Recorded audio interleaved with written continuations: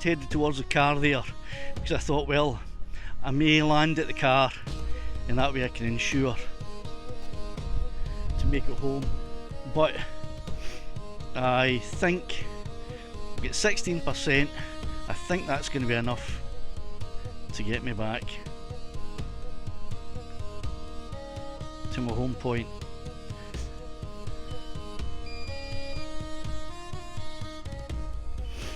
As long as I just don't, as long as I don't land in that that water there.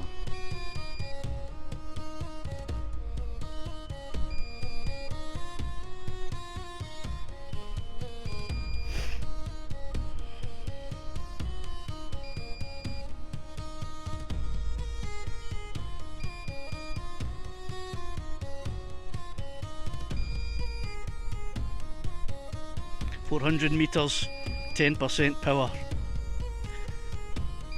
This is touch and go.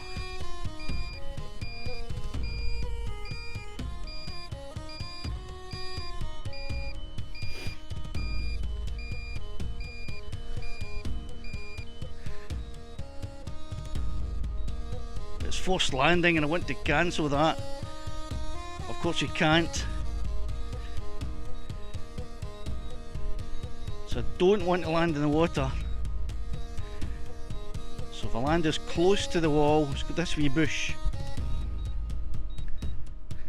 If I land at this wee bush, which is 200 meters away, I can go up and get it. Right, let's get up and get, see if we can retrieve the drone up at that wee bush. So this is the first time that the Mavic 3 has failed to return to home, and it was my fault. The wind slightly changed direction. It was blowing in my favour for a return to the home point, but it did change, and despite all of the warnings that I give in my channel about preparing for a wind change, I disregarded my own advice. But the wee bush, I believe, is, oh, it could be that one across the other side of the burn. Looks like I'm going to be crossing the burn. Aye, it is. Right, so I'm going to have to cross over this wee burn here, which is fun. I was hoping not to do this.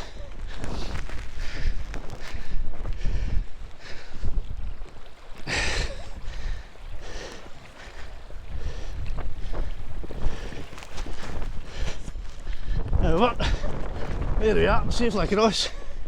Because I believe that wee bush just up there is where I landed the drone.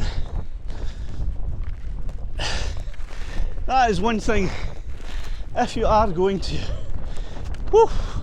have to land early, make sure you're landing at a place that you're going to be able to recognise and get to recover your drone. So that's what I did. So I should be just on the other side of that bush.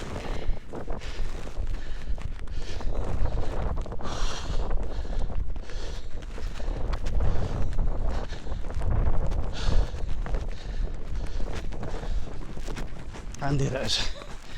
Okay. Whew. So everything looks okay. 360 camera doesn't look damaged. Drone's not damaged. Everything's good in the end. Right, so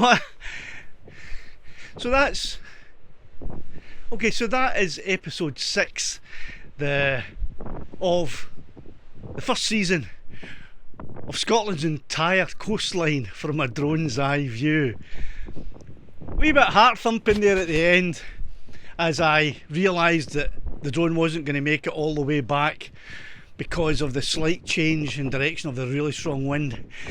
But I had contingency plans already, and on the walk down towards the coastline I had noted a few spots where I could drop the drone if necessary, and as you saw, the little bush there in the wall here gave me a fine point to drop the drone. I knew it would be fairly safe, and the camera, the 360 camera, would be fairly safe because of the long grass here.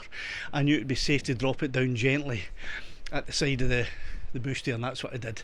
So I hope you enjoyed this. Now, it's really important, if you want this series to continue, that you give a thumbs up and you leave a comment in the video, because if you don't, the YouTube algorithm just won't push it out, and eventually the series will die for views.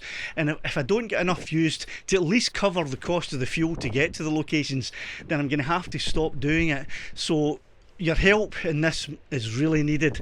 Thumbs up and a comment at the very least. If you'd like to leave a wee super chat, that'd be even better, but don't feel obligated. So anyway, until season 1 episode 7, which will be the flight up Kirkcudbright Bay towards Kirkcudbright itself, taking in, I think it's St Mary's Isle.